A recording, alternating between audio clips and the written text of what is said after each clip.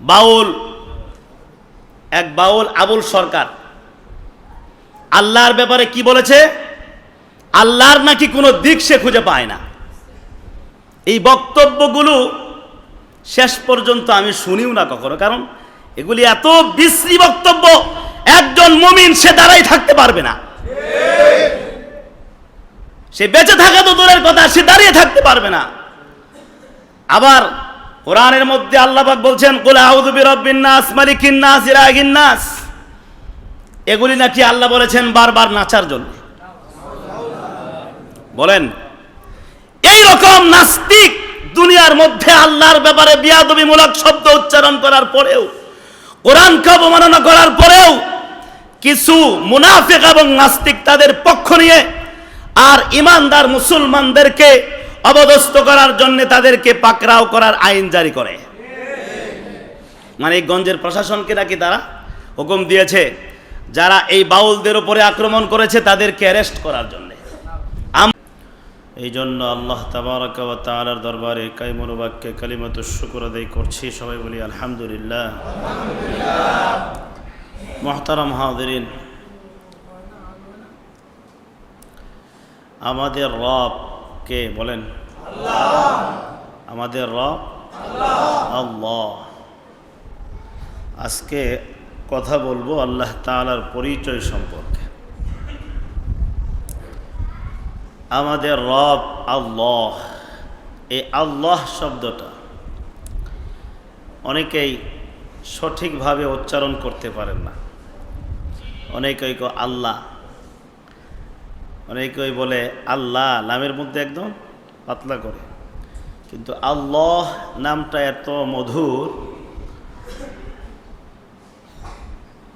উচ্চারণ করার সময় মুখটাকে একটু গোল করে, লামটাকে মোটা করে উচ্চারণ করতে হবে আল্লাহ। বলেন সবাই আল্লাহ। আল্লাহ এটা এমন একটা নাম, এই নামের কোনো স্ত্রীবাচক শব্দ নেই। আল্লাহ এটা এমন একটা নাম, এটা কিন্তু আল্লাহ পাকের সত্তাগত নাম। আল্লাহ তাআলার অনেকগুলো গুণবাচক নাম আছে। ইন্না লিল্লাহি তাআলা 99 ইসমা। আল্লাহ পাকের 99টি গুণবাচক নাম আছে।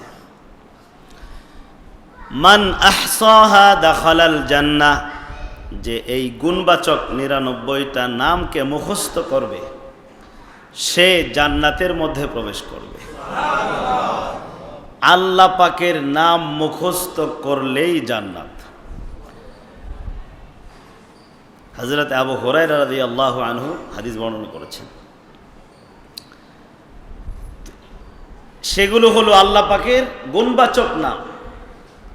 আর আল্লাহ তাআলার সত্তাগত নাম একটি, সেটা হলো আল্লাহ। সেটা কি ভাই? আল্লাহ। এটা আল্লাহ পাকের সত্তাগত নাম।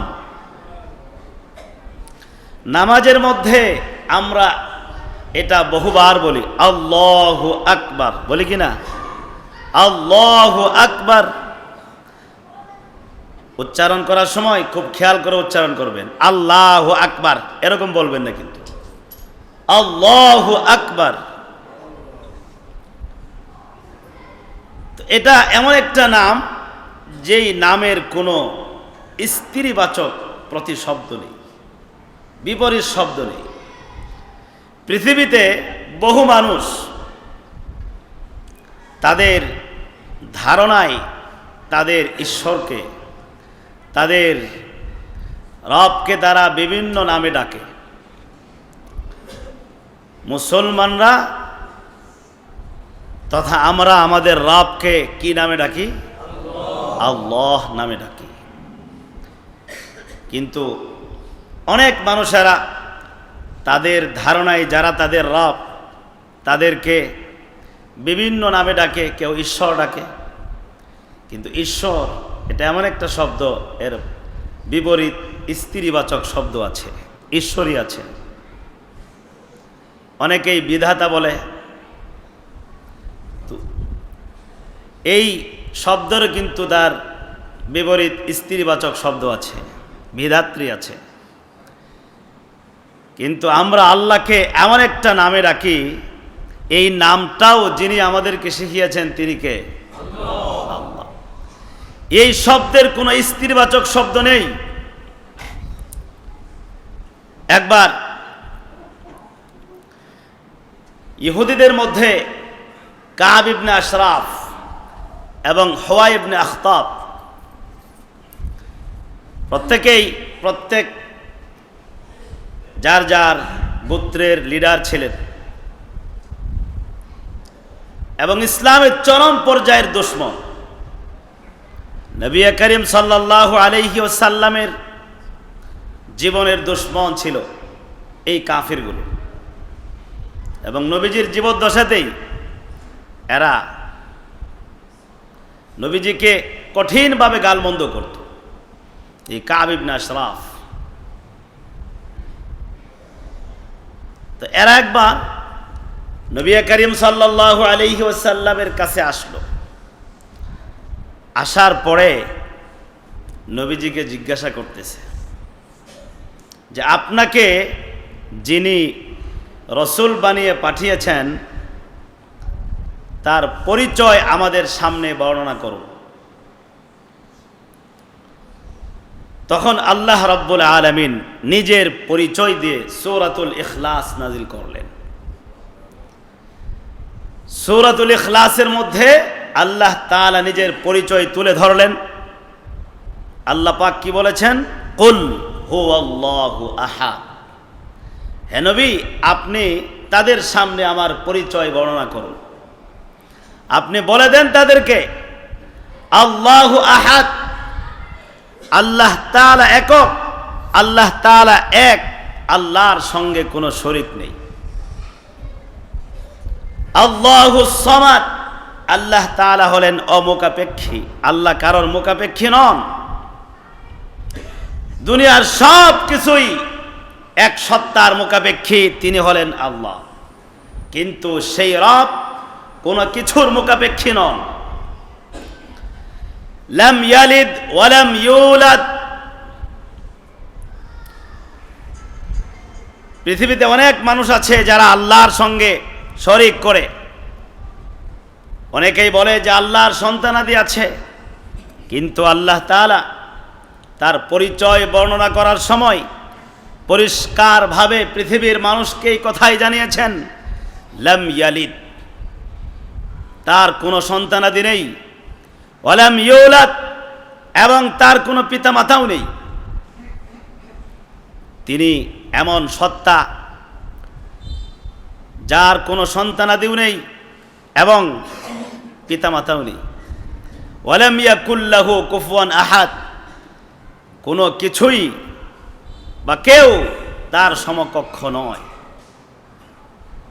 তিনি এমন রব, তিনি নিজের পরিচয় সূরাতুল ইখলাসের মধ্যে দিয়েছেন। তো আল্লাহ রাব্বুল আলামিন যদি কোরআনের মধ্যে আপনারা খেয়াল করেন তো আল্লাহ পাক কোরআনের বহু জায়গায় এইভাবে নিজের পরিচয় তুলে ধরেছেন। আল্লাহ একটা শব্দ, এর মধ্যে কয়টি অক্ষর আছে? আলিফ লাম লাম হা। কয়টি অক্ষর আছে? আলিফ আছে একটা, লাম আছে দুইটা, আর হা আছে কয়টা? একটা। মোট কয়টি অক্ষর? আপনি যদি শুরু থেকে শেষ পর্যন্ত প্রত্যেকটা শব্দ দিয়েই আল্লাহর পরিচয় খোঁজেন কোরআনের মধ্যে, তাহলে আল্লাহর পরিচয় পেয়ে যাবে। পুরা শব্দ দেখেন আল্লাহু, এই শব্দ দিয়েই আল্লাহ পাক কোরআনে অনেক জায়গায় নিজের পরিচয় তুলে ধরেছেন। যেমন আল্লাহ পাক বলছেন, আল্লাহু লা ইলাহা ইল্লা হুয়াল হাইয়ুল কাইয়্যুম। আল্লাহ তাআলা বলেন আল্লাহ সেই মহান সত্তা, লা ইলাহা ইল্লাহু, তিনি ছাড়া কোনো ইলাহ নাই, আল হাইয়ুল কাইয়্যুম, তিনি হলেন চিরঞ্জীব, যে রব কখনো মৃত্যুবরণ করবে না। দুনিয়ার সব মারা যাবে, কিন্তু রব কখনো মৃত্যুবরণ করবেন না। জমিন মৃত্যুবরণ করবে, আসমান বিদীর্ণ হয়ে ফেটে মৃত্যুবরণ করবে, ফেরেশতা সমস্ত মাখলুক মৃত্যুবরণ করবে, কিন্তু রব কখনো মৃত্যুবরণ করবেন না। তো রব্বুল আলামিন তিনি এমন রব যাকে কখনো মৃত্যু স্পর্শ করতে পারবে না। তিনিই তো মৃত্যু সৃষ্টি করেছেন। যিনি মৃত্যুকে সৃষ্টি করেছেন তাকে আবার মৃত্যু স্পর্শ করবে কখনো? আবার তিনিই তো আবার মৃত্যুকে মৃত্যু দিয়ে দিবেন। যিনি মৃত্যু সৃষ্টি করেন আবার মৃত্যুকে মৃত্যু দিয়ে দেন, তাকে মৃত্যু কখনো স্পর্শ করতে পারে? প্রিয় ভাইয়েরা, আল্লাহ শব্দের মধ্যে আমরা যদি প্রথমে আলিফ লাম বাদ রাখি, তাহলে বাকি শব্দ কি থাকে? কি থাকে? লাম লাম হা থাকে, যাকে আমরা উচ্চারণ করি লিল্লাহ। কি উচ্চারণ করি? লিল্লাহ। কোরআনের মধ্যে রব্বুল আলামিন বলছেন, লিল্লাহি মা ফিস সামাওয়াতি ওয়া মা ফিল আরদ। আসমান এবং জমিন, যতগুলো আসমান আছে, যতগুলো জমিন আছে, সব কিছু এবং আসমান এবং জমিন সমূহের মাঝখানে যা কিছু আছে সব কার? সবগুলো কে সৃষ্টি করেছেন? আল্লাহ সৃষ্টি করেছেন। এরপরে যদি আমরা প্রথমে একটি লামকে বাদ রাখি, তাহলে বাকি কয়টি অক্ষর থাকে? দুইটি অক্ষর থাকে, লাম আর হা, যার উচ্চারণ আমরা করি কি? লাহু। কি উচ্চারণ করি? কোরআনের মধ্যে আল্লাহ পাক লাহু শব্দ দিয়েও নিজের পরিচয় তুলে ধরেছেন। লাহু মাকালিদুস সামাওয়াতি ওয়াল আরদ। আসমান এবং জমিনের সমস্ত রিজিকের চাবিকাঠি একমাত্র কার হাতে? ইয়াবসুতুর রিজকা লিমান ইয়াশাউ ওয়া ইয়াকদির। যাকে ইচ্ছা আল্লাহ পাক রিজিক বাড়িয়ে দেন, যাকে ইচ্ছা আল্লাহ তাআলা রিজিক কমিয়ে দেন। সমস্ত রিজিকের চাবিকাঠি কার হাতে? আল্লাহর হাতে।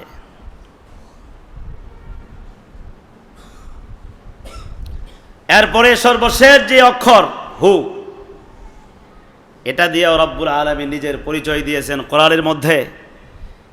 যেমন আল্লাহ পাক বলেন, ইন্নাহু হুয়াল গফুরুর রহিম। তিনি এমন সত্তা যিনি বান্দার গুনাহ সমূহকে ক্ষমা করে দেন, পরম ক্ষমাশীল। রহিম, যিনি দয়াশীল।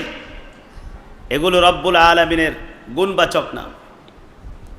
তো প্রিয় ভাইয়েরা, পৃথিবীতে কিছু মানুষ এমন আছে যারা আল্লাহ তাআলাকে স্বীকার করে না। যারা আল্লাহকে স্বীকার করে না, তারা বলে যে আল্লাহ বলতে, গড বলতে, মাবুদ বলতে পৃথিবীতে কেউ নেই। তাহলে এগুলো আসমান কিভাবে হলো? জমিন কিভাবে হলো? গাছপালা, তরুলতা, ফল মূল যা কিছু হচ্ছে, আমরা নিয়ামতগুলো ভোগ করছি, এগুলি কিভাবে হচ্ছে? কে তৈরি করছে এগুলো? এগুলি কার হুকুমে সৃষ্টি হচ্ছে? তাদের উত্তর, এগুলো প্রাকৃতিক। উত্তর কি দেয়? প্রাকৃতিক। প্রাকৃতিক মানে কি? এমনি এমনি হয়। প্রাকৃতিক তারা কি বোঝায়? এগুলি এমনি এমনি হয়। প্রিয় ভাইয়েরা, হযরত ইমাম আবু হানিফা রাহমাতুল্লাহি আলাইহি, নাম শুনেছেন না? ইমাম আবু হানিফা রাহিমাহুল্লাহ একবার এক নাস্তিকের সঙ্গে তার বহস, আলোচ্য বিষয়। নাস্তিক বলে রব বলতে কেউ নেই। আর আমরা কি বলি? রব একজন আছেন। একদিকে নাস্তিক, সে প্রমাণ করবে যে রব বলতে কেউ নেই। একদিকে ইমাম আবু হানিফা রাহমাতুল্লাহি আলাইহি, তিনি মুসলমানদের পক্ষ থেকে তিনি প্রমাণ করবেন রব একজন আছেন। তো তারিখ নির্ধারণ করা হলো এক জায়গায়। মুসলমান আর নাস্তিক দুই দলের মধ্যে আল্লাহ একজন আছেন, এটার বহস অনুষ্ঠিত হবে। তো নির্ধারিত তারিখ অনুযায়ী, সময় অনুযায়ী লোকেরা উপস্থিত হলো, নাস্তিকও উপস্থিত হয়েছে। কিন্তু ইমাম আবু হানিফা রাহমাতুল্লাহ আলাইহি নির্ধারিত সময়ের 2-3 ঘন্টা পর উপস্থিত হয়েছেন। এদিকে সবাই অপেক্ষা করছিল, আর আমরা তো সবাই বুঝি অপেক্ষাটা কত কঠিন। তিনি যখন 3 ঘন্টা পরে উপস্থিত হয়েছেন, তখন তো নাস্তিক রেগে বলতেছিল যে তোমার সঙ্গে আমি কি বহস করব, তুমি তো এমনিতেই বহসের ভয়ে 3 ঘন্টা দেরি করে ফেলেছ। এতেই তো বোঝা যায় যে মুসলমানরা ভীতু, একজন রব যে আছে সেটা প্রমাণ করতে পারবে না। ইমামে আবু হানিফা রাহমাতুল্লাহ আলাইহি তিনি বললেন, আসলে আমি একটা সমস্যার মধ্যে পড়েছিলাম। নাস্তিক বলল, কি সমস্যা? তিনি বললেন, সমস্যাটা হলো আমি যে এই জায়গায় আসব, হঠাৎ মাঝখানে একটা নদী, সেই নদী পার হওয়ার মতো আমি কিছু পাচ্ছিলাম না। সেখানে আমি অপেক্ষা করছিলাম নদীর পাড়ে, অপেক্ষা করছিলাম, চিন্তা করছিলাম যে কিভাবে নদীটা পার হব।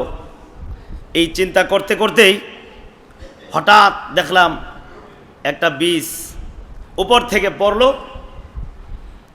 আর বীজটা পড়ার সাথে সাথে অটোমেটিক এমনি একটা গাছ হয়ে গেল। গাছটা আবার সাথে সাথে মুহূর্তের ভিতরে মোটা তাজা হয়ে গেল।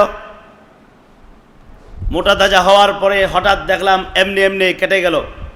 গোড়া থেকে একটা করাত আসলো ভেসে এসে গাছের গোড়াটা কেটে দিল। কেটে দেওয়ার পরে আবার এই করাতটা হঠাৎ এমনি গাছটাকে ফেরে তক্তা বানিয়ে ফেললো। এরপরে আবার হঠাৎ দেখি এমনি হাতুড় আর কিছু লোহা এসে বাড়ি দেওয়া শুরু করলো। বাড়ি দিয়ে একটা নৌকা, অটোমেটিক একটা নৌকা হয়ে গেল। আর এই নৌকাটা লাফ দিয়ে নদীর পানির মধ্যে পড়লো, আর আমি চড়ে বসলাম। আর এই নৌকা অটোমেটিক চলতে চলতে আমাকে নদী পার করে ফেললো। নাস্তিক বলে, তোমার মতো ব্যাককলের সঙ্গে আমার আর বহস করার কোনো দরকার নাই। ইমাম আবু হানিফা রাহমাতুল্লাহ আলাইহি বললেন, কেন? এখানে ব্যাককলের কি আছে? যে কথা আমি বললাম এখানে বেওকুফির কি আছে? নাস্তিক বলতেছে, পাগল।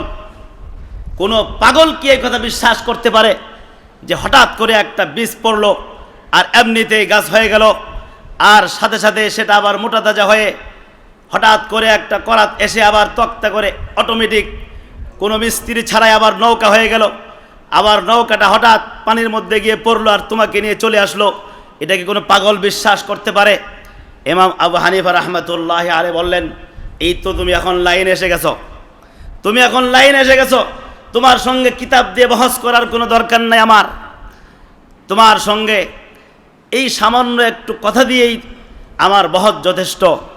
একটা নৌকা অটোমেটিক যদি না হইতে পারে মিস্ত্রি ছাড়া, আর নৌকা যদি মাঝি ছাড়া না চলতে পারে, তাহলে পুরা কুল কায়নাত, আসমান জমিন, এই সব কিছু অটোমেটিক কেমনে চলে?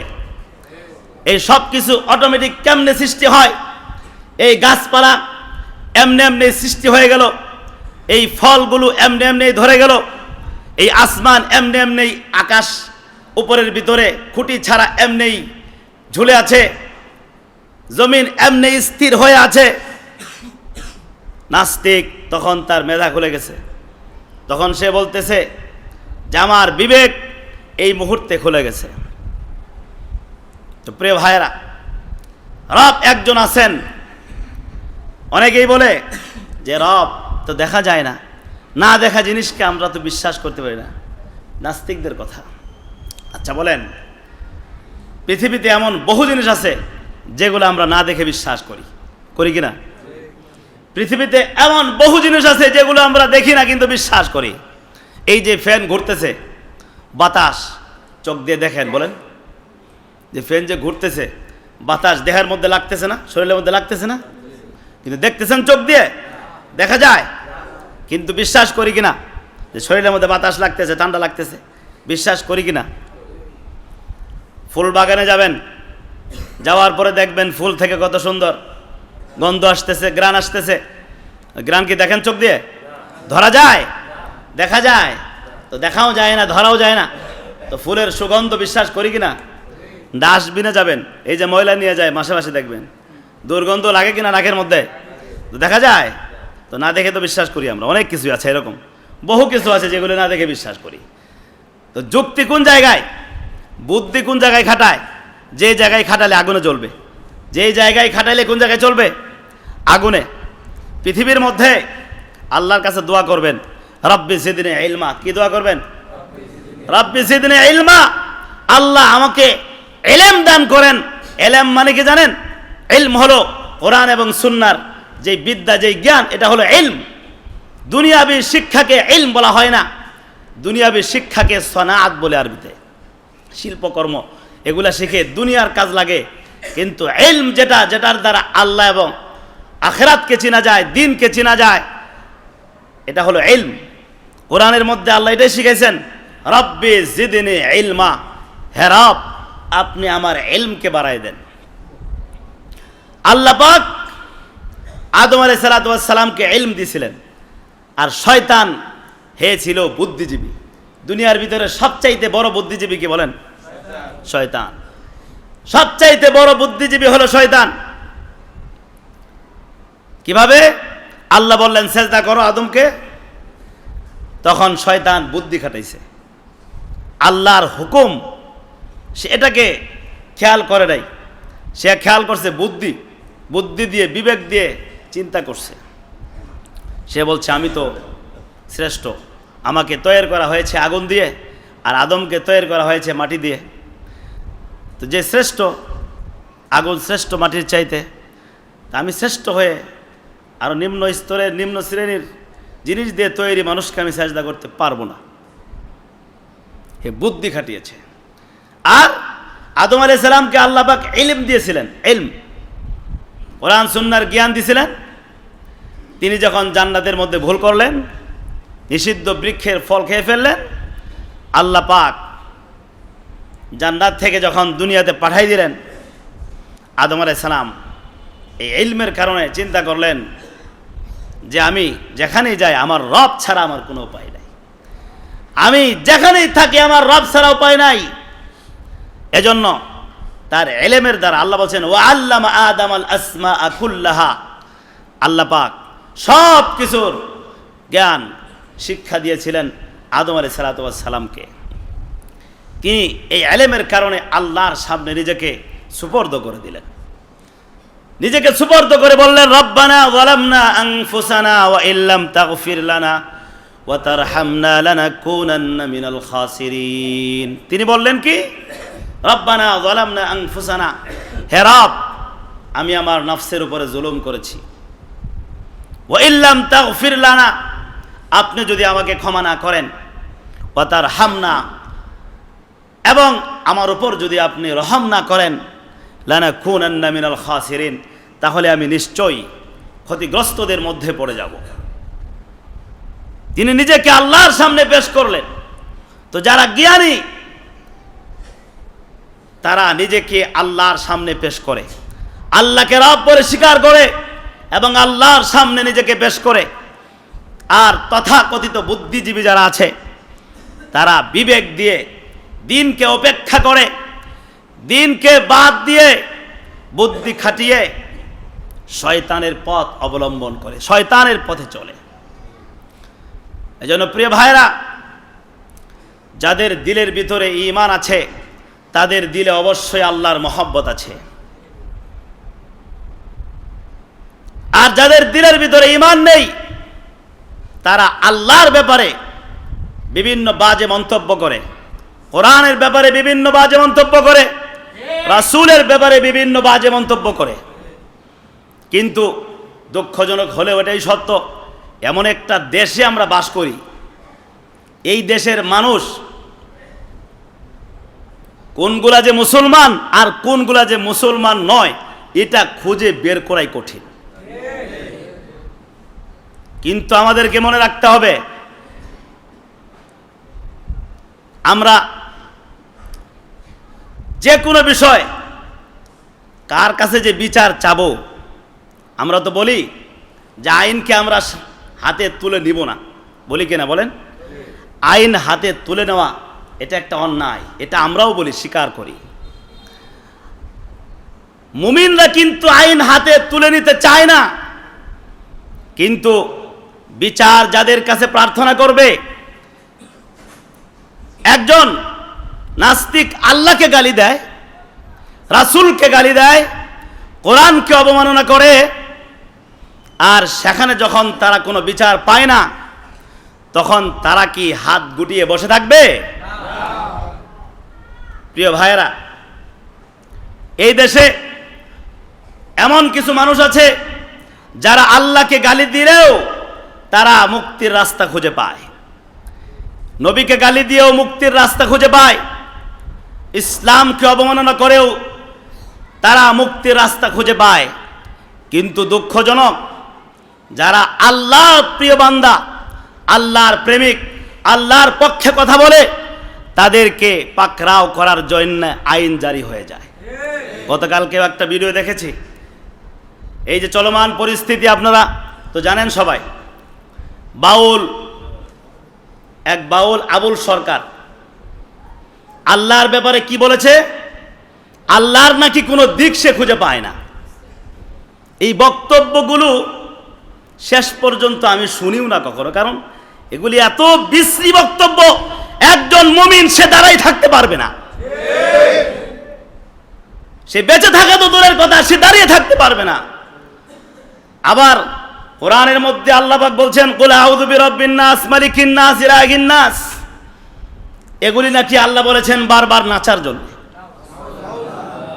বলেন, এই রকম নাস্তিক দুনিয়ার মধ্যে আল্লাহর ব্যাপারে বিয়াদবিমূলক শব্দ উচ্চারণ করার পরেও, কোরআনকে অবমাননা করার পরেও কিছু মুনাফিক এবং নাস্তিক তাদের পক্ষ নিয়ে আর ইমানদার মুসলমানদেরকে অবদস্থ করার জন্য তাদেরকে পাকড়াও করার আইন জারি করে। মানিকগঞ্জের প্রশাসনকে নাকি তারা হুকুম দিয়েছে যারা এই বাউলদের উপরে আক্রমণ করেছে তাদেরকে অ্যারেস্ট করার জন্য। আমরা তার নিন্দা প্রতিবাদ জানাচ্ছি। অনেকেই বলে বাক স্বাধীনতা, নাস্তিকদেরকে তারা যা মনে চায় তাই বলবে। আমরা এখান থেকে বলতে চাই, তারা যদি বাক স্বাধীনতার নামে কোরআনকে অবমাননা করে, আল্লাহকে অবমাননা করে, ইসলামের বিরুদ্ধে অবস্থান নেয়, তাহলে ইমানদার মুসলমানদের এই স্বাধীনতা আছে তাদের জিহ্বাকে টেনে ছিঁড়ে ফেলা। মুসলমান বসে থাকবে না, আল্লাহর প্রেমিকরা বসে থাকবে না, এটা আপনাদের বোঝা দরকার। প্রশাসন যারা দায়িত্বে আছেন, প্রশাসনের ভাইয়েরা, দেশ যারা চালাচ্ছেন, তাদের এটা বোঝা দরকার। আপনারা লামসাম বুঝ দিয়ে ইমানদারদেরকে দমিয়ে দিবেন, অস্ত্রের বই দেখিয়ে, জেলখানার বই দেখিয়ে দমিয়ে ফেলবেন। যতদিন পর্যন্ত এই দেহের ভিতরে ঈমান থাকবে তাদেরকে কখনো দমাইতে পারবেন না। জীবন দিবে, ইতিপূর্বেও তারা দিয়েছে, এখনো দিবে, ভবিষ্যতেও দিবে, দমাইতে পারবেন না। যতই কৌশল করেন দমাইতে পারবেন না। তাদেরকে থামান। আমরা এখান থেকে এই মেসেজ দিচ্ছি, তাদেরকে থামান, তাদেরকে বিচারের কাঠগড়ায় দাঁড় করান। তারা মুসলমান, তাদের থাকতে মনে চায় না, বাউল ধর্ম তারা অবলম্বন করে চলুক, আমাদের কোনো আপত্তি নেই। আমরা মুসলমান, আমাদের ইসলামকে নিয়ে যারা অবমাননামূলক কোনো শব্দ উচ্চারণ করবে, মুসলমানরা তখন কিন্তু বসে থাকবে না। হিন্দুরা হিন্দুদের ধর্ম পালন করুক, আমাদের তো কোনো বাধা নেই। বাধা আছে বলেন?